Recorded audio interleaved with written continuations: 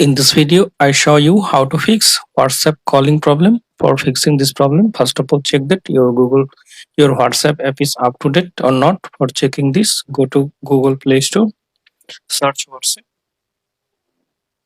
Now tap on WhatsApp. Now up to date your WhatsApp. If available any update version, then go to your phone settings.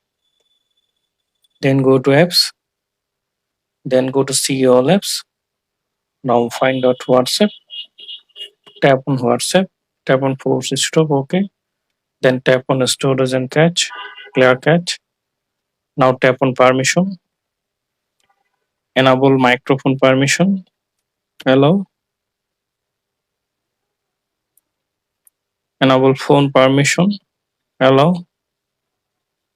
Then enable camera permission. Allow. Now open WhatsApp. Now call someone. Now I hope that this fix WhatsApp calling problem. Thanks for watching. Don't forget to subscribe.